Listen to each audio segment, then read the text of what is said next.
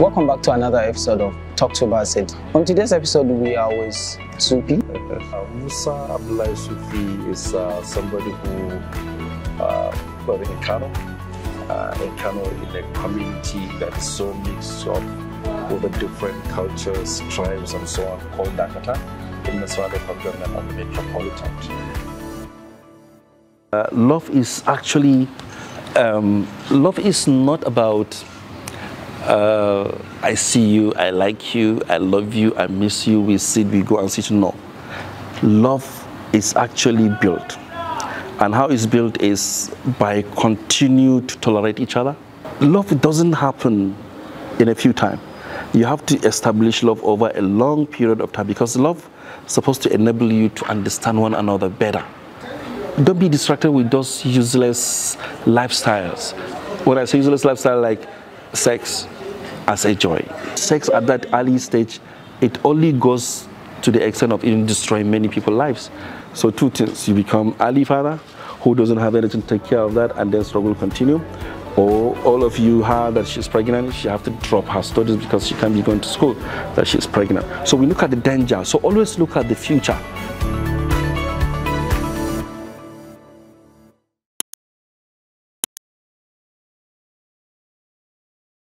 Hello, welcome back to another episode of Talk to Basit. And on this podcast, we usually discuss with people who are from northern Nigeria usually and are doing amazing things, because most of people don't know that northern Nigeria are home to a lot of great people and amazing personalities.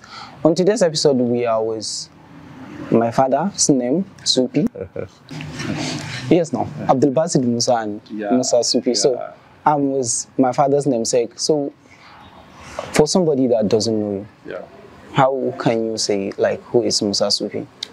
Yeah, I think Musa Abdullahi Sufi is somebody who lives in Kano. In Kano, in a community that is so mixed up with the different cultures, tribes, and so on, called Dakata, in the local government of the metropolitan Kano. So I was born, and I'm very passionate about education with the support of our parents. And then I was able to have some, studies around geography. Then move on to focus more on medical geography, and then move on to have additional masters, for example, after the undergraduate studies. And then areas around environmental management, and then move on to public health. Masters again, and then another PhD work on public health again. And then Musa Sufi, as a Nigerian from the poor family, was able to also work outside the country, particularly United Kingdom. This is where I managed a program between Nigeria and the UK. It's about promoting peace, unity, and all that stuff through volunteering. Wow. That is massive. So let's talk about your work with UK. Because mostly right now a lot of young minds are thinking of Japan, because we are thinking like the country is hard, and they say there is the light at the end of the tunnel, but a lot of youths are not seeing that light. So what makes you come back home and do the work that you are doing? Yeah, I think one of the most misconception that is built in us, I can look at it sometimes as a colonizing the minds of the Africans and Nigerians to think that Europe or any country is better than your own. That's actually fake news. And the reason is no country in the world that you find out everything is 100% to even citizens of that country. Typical example is I recently see a video of the President of the United States when he mentioned over 48,000 people were killed with the gunshot in 2022 only. This is to tell you this is what happened. And if you go to the crime reports in the UK, almost every day someone is stabbed, many people stabbed, and many died because of the knife stabbing. So I think one of the things they do there is they make sure that negative stories about their country is underreported. And even the way the media, they're actually telling themselves the story about the country, there is a level of patriotism in how they push it. And then, yes, everybody will try. There are jobless people in Britain, in the UK, in America. You see people sleeping, they call them homeless. You see people begging on the street. But all this, you don't see it, you know, like you see our own. Somebody is just walking, you just see a little child hungry in Kano, for example, carrying, whether the person is Almajiri or not. You just do the video and then post it online, see the heartless parents. You don't know the story behind all that. So, I mean, one of the reasons why we make ourselves feeling that other countries are better than our own is the way everybody is telling negative about ourselves. And our level of patriotism is actually very, very low. We need to tell ourselves the truth. And you can see that typically if you go to the neighboring state, country like Niger Republic, you find that their patriotism is very, very high. They don't abuse their leaders. They don't abuse their country. You know, I mean, so for me, when I was there, I just realized that I consider that place to let me just go and learn. To learn some of the best things. Yes, I just go for a landing ground. I've never meant to go to Europe and stay. I have many job opportunities there, but I just feel I have more problem to solve. I have seen teenage pregnancy. I have seen drug abuse among white boys and girls. But that doesn't, that's why I never see it that is a place, because I know I have that problem. So at the end of the day, I use that opportunity to learn other additional skills that I can come back and support. So I know we have problems, they also have problems. What it requires is for us to be very innovative in how we handle and address that issue. But I don't think, for me, my belief is no country than Nigeria. Yes, we have our challenges, but every country have a challenge as well. Yeah, while you're saying like media, I come to realize, recently I watched a series called Swagger. It's a story about a young boy in America coming and realizing his passion through basketball. And through the movies, it talk about a lot of challenges, mostly Black American are facing within the country and everything. So like it teaches me like it's all like how you tell your story, especially right now in northern Nigeria. Whenever you talk about northern Nigeria from a southern Nigerian perspective, it's poverty, uneducated, and a lot of negativity. Because 2021, I guess, I was in Lagos working for a series called Far From Home as data management technician assistant. A lot of people didn't think like, okay, we are from Kano, like that kind of thing. And because they say like my accent is mostly like people from Sudan, Chad, and then so I feel like, are we doing enough as a northerners to tell our own story? Yeah. Well, what I will say is we are not, and we are not even trying that much. But I also like to say that people who said northern Nigeria is bad, northern Nigeria is bad, it is absolutely incorrect. The reason is, if you just take education, the number of female enrollment into education is increasing by the day. There are more young girls, there are more support from parents, from government for young girls to go to school. And you can see that in the rural and in the urban sectors. There are many young people who are standing on their own, doing handcraft businesses, doing a lot of businesses. Look at innovation. Look at the film industry in northern Nigeria. See the kind of innovative storytellers, the kind of people handling cameras, cinematography. See the kind of directors that we have. See the kind of, if you go to TikTok, any social media platform, see how our young people in the northern Nigeria are making a lot. See, in fact, look at people like Jelani of Sokoto, who was in the US, designing modern vehicles, including solar. Look at people like Professor Gorzo, who is establishing universities across Africa just to help education to be boosted on. Yes, if you come down to other people like Dangote, Bua, and all of that, these guys, they are all from northern Nigeria. So what we normally do is we actually forget the positive side of our stories.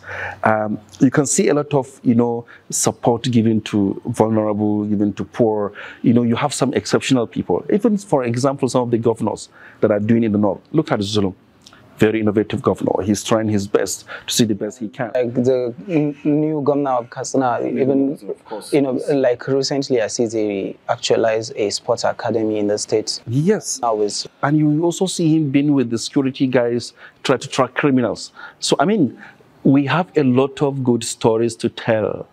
But unfortunately, our storytellers, yes, some of them, they are really trying. But then where we have the major problem is actually two things.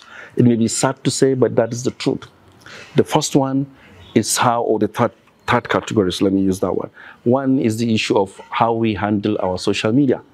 And the handle social media is everybody want to feel, most people feel, tell them bad thing about our country, our region, is the way to show it.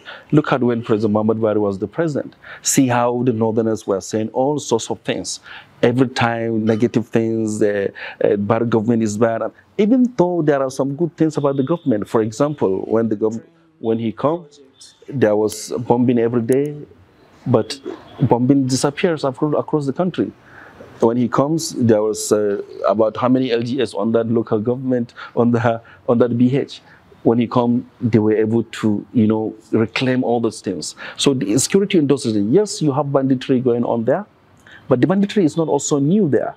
And it was so difficult that community members must support because some of the informants are within, including traditional leaders. However, like the trend you mentioned, like the AKK, like all those initiatives, something money, empowerment, agriculture.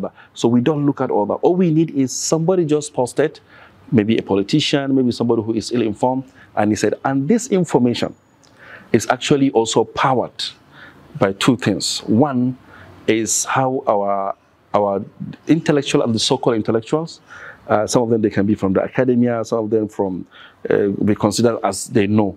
So they just find their way because some of them, they want to be known because they also compete among themselves. So everybody wants to say negative things. That's why if you are on group of Northern Nigerian, where some of the elites, some of the big people in the North are, it will shame you to find that every day what they do, they post problems. But if you are in the Southern Nigerian groups and any other initiatives groups that are predominantly from the other side, you find it's always majorly about solutions.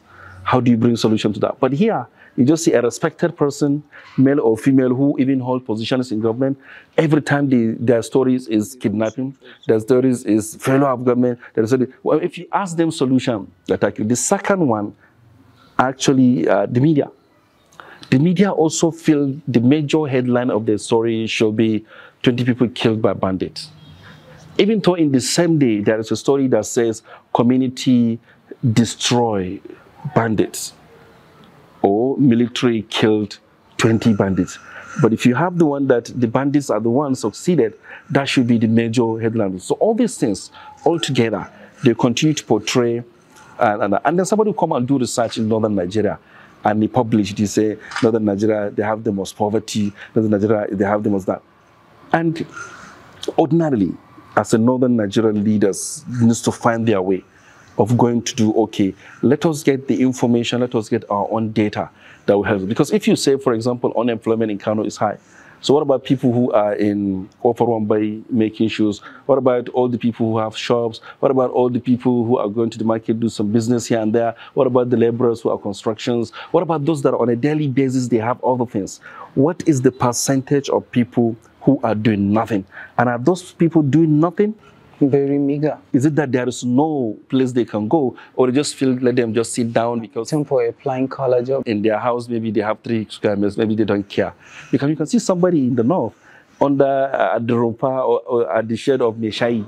He will be here from morning to night with the Meshai. Meshai is making money, and here he or she is just listening to all the gossip and many fake stories. Yeah, actually, from technical perspective, I think like how the algorithm for social media work is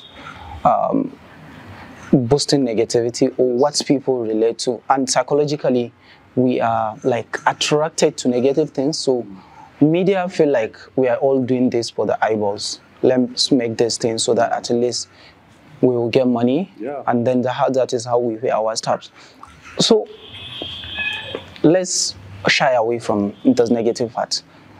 You have been working on as a public health and actually educational sector too. Like, we know you have a master's and PhD in public health. What drives you to education sector? Yeah, I think what really drives me to education is actually my grandmother, who lives in the village, who has never been to school. But because my grandfather is an Islamic scholar, she started teaching me some of the books. In fact, I learned Ajami from her. I learned how to write letter, how to write messages using the Arabic text, but in the Hausa way. So from there, I pick interest. So that is why when the time for me to go to school comes, I become very serious. Of course, at some point in my lifetime, especially at the first time of the junior, because I pick interest in hunting, and then by going to school. That is why some certain times we will see your cap. Yes. So I began to find a way until when my parents now provide more support there by having a register for me to register every 1 hour. So that makes me to stay there. So the motivation is that from grandmother to my parents, they really, really play. That's why my greatest mentors, actually my mother, my grandmother, and my father. They are the mentors. They mentor me to feel interest in the education. Yes, I also have a couple of others. There are people who are doing their national youth service. There is Ola, who came to our area and he was doing the NYC that time. And he just liked me. And he was sending me stuff. And then sometimes we talk. He speaks English to me. I don't hear what he was saying much. But then, because my sister learned English first before myself. So I just realized that the education will open more opportunity for you, because that little English I can speak at that time is what makes Ola to feel interested in me. He can communicate to me and other stuff. So we continue growing up. And I realized that not only me, that education is enough. No, I want to have other people to be like me. So that's why even from primary 1, 2, 3, most of my classmates knows I'm among the first that started reading Magana Jari in my class. So I even started picking teaching as a passion, even when I was in primary school. So I started even teaching, reading Hausa novels, even the English ones, and so on. And I started even teaching again in classrooms, even when in primary school. That is what makes me to be monitor, prefect, and up to the head boy when I was in that. So, I mean, I look at education as a necessity, as a key, like what my grandmother told me, the Surah Al-Iqra, when she mentioned that even in Islam, even though she's afraid of the Western education at that time, but she just tell me, I should go, but I should be careful. I should use my head, I should remember whatever I do, I look at it. And that really also worked in my head. That's why if you give me any information, I don't take it. That's why it is so difficult for politicians to sometimes understand me, because when they bring their information, you have to process it. Hardly to brainwashed. When you say like your grandmother is like the inspiration, you just like remind me. A lot of people feel like, wow, I'm really good, but actually the major things like success behind me was my mother. Yes. I'm very close like to my mother, because that is why like I socialize, but actually my most comfort zone is my house, because I used to stay with my house, learn how to cook and everything. So, and she runs some businesses outside, but I become like the person who is running the business for her. If I'm doing wrong, okay, people are like that, you are like that. So from young age, I learned how to do businesses. So that is why in 2016, when we started, me and a friend of mine, that we started Startup Kano, the first thing I feel like, okay, what can I do to celebrate my mother? That is where Women Founders Conference come in. So, okay, a lot of women are doing businesses in Kano, but we have been like that kind of, how will I say, brainwash, or believe that women doesn't have right in northern Nigeria and everything. Okay, so there is a company in US called Y Combinators. They are doing Female Founders Conference yearly. So I say, okay, let's bring it to Nigeria. model it and then celebrate women in that way. So in the process, like, you can't do women things without women. That is how Aisha Topa come in. So that is how the thing is still going on, even though I'm not with Start of Kano, but I still find joy when I remember I do this to celebrate my mother, and it's still, the legacy is going on. I feel like her legacy is going on. So means we still get a lot of inspiration from women. Exactly. That's why I'm really surprised if I see people, making some underestimating or like one kind of, I don't want to say useless, but then downgrading comments about women. Because I just look at, if a mother give birth of you, then every woman should deserve that respect. Not only your mother, just because of your mother for going that process, then it's supposed to be every woman, you should look at her with that eyes of dignity, that eyes of love, that eye of care. So that's why there are people that actually I respect, but when I see the way they comment about women, I can just keep quiet, but in my mind, I just give them a particular line in life. So, but it's actually high time we should also be talking about it. Because in fact, like I always say, we always think father is the head of the house. But I also say, in the absence of a father, whether alive or he goes to work, then who is the president? Is the mother. And the job that the mother did, to be frank, is more than what the father do. Father goes and provide, yes, of course. But even the discipline aspect that we talk about is mostly the mother that get it. The protection, the caring, the understanding, the taking all the pressures.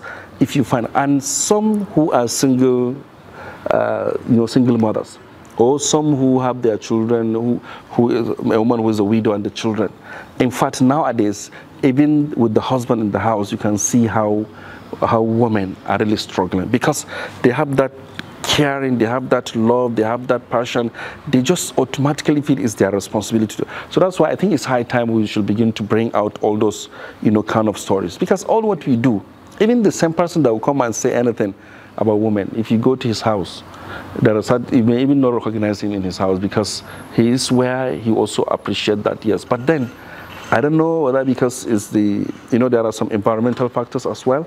Yeah. But we need to also be speaking the truth. Yeah, actually, I realize, like, we need to have, like, but I don't think if it is religious, because actually our religion give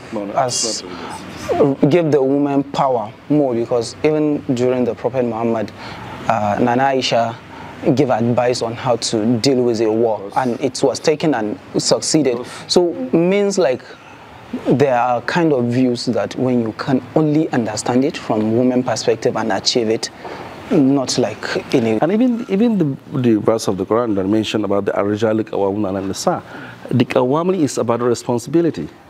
Yes. Yeah, so because responsibility is as a husband, then you have the responsibility of feeding, you have the responsibility of this.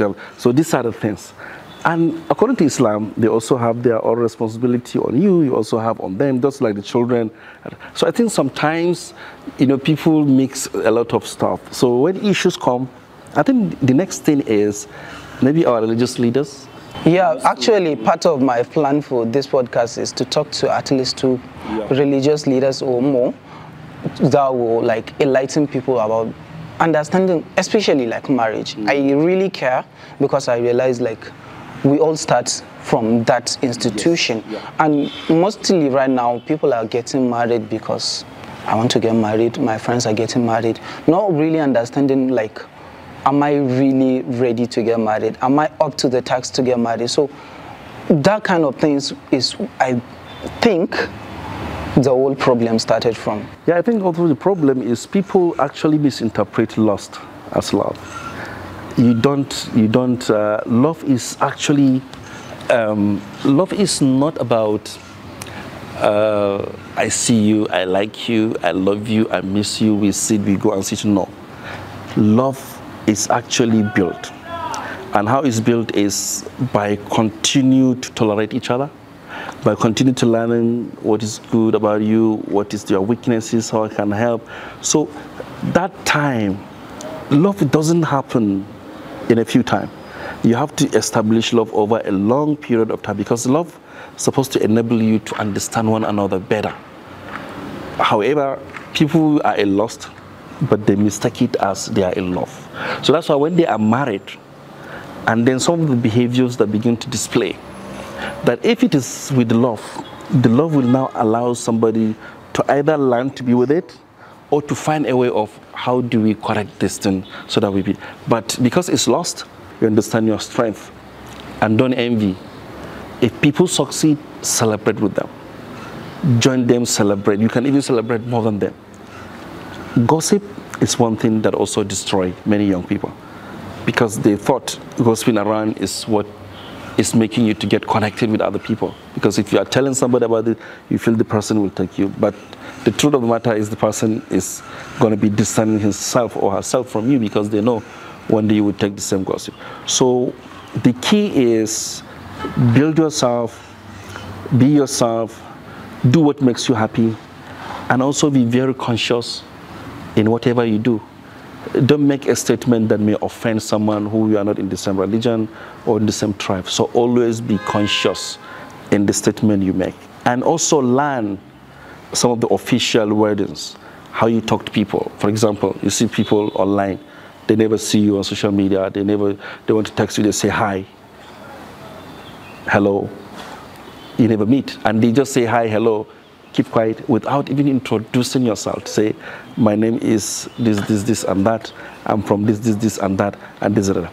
Or, now that we are in advance, many people are very busy. So as a young person, if you want to get a mentor, you want to engage, there are many ways to engage. If you are on Facebook with somebody, chat. If you have somebody's number, he may not be available all the time to call, send WhatsApp, send text messages.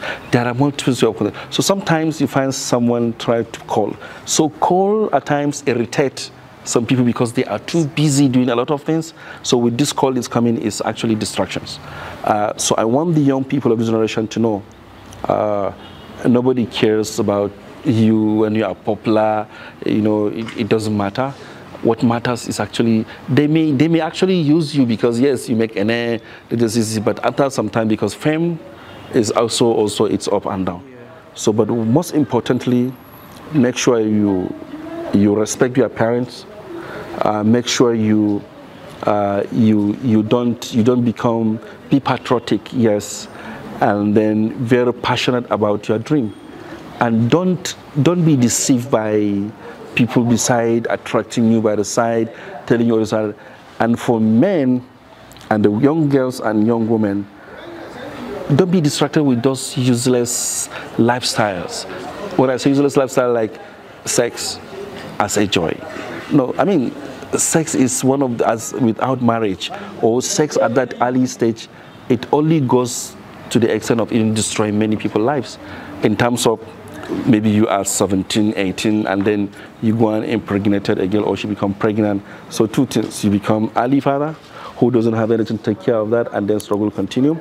Or all of you heard that she's pregnant, she have to drop her studies because she can't be going to school, that she's pregnant. So we look at the danger. So always look at the future. Always make sure your friends, be around friends who are intellectuals, who are innovators, who are creative, so that you learn those, because these are the skills that we are looking for that people can use in this year. Yeah, the last thing we do is in this podcast is a question. If you are to meet somebody for a minute or two, that person dead or alive, who will that person be and why? If I'm to meet the person? If you are to meet like one person, yeah, for a minute or two, that person should be dead or alive. Who will that person will be and why? Shah Rukh Khan. Why? Because he's one of the most simplest, greatest, popular, humanitarian and patriotic actor. I have never seen an actor who is looking for people to disturb him more, who want, you know, anytime he comes, people come to him, not for him to be hiding, just because he's a famous. So Shah Rukh Khan is the one. Yeah, actually, I remember I saw a clip of him saying like, he worked for it to be this fame, Yeah. So he will never hide his face or disguise as anything. He worked for it so people can disturb him, so at least he's enjoying it and he accepted it with his full chest. Yes. So, but here in our own part, you just see somebody make one movie, just one, when people don't even watch, for example.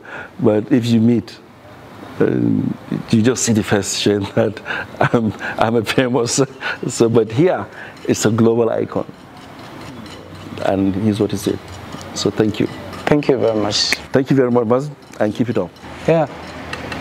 If you are up to this length discussion, I hope you will learn one or two things from my father's namesake, because according to our culture, we respect people that have the same name with our parent. So please don't forget to subscribe and leave a comment, and see you in the next episode. Have a good day.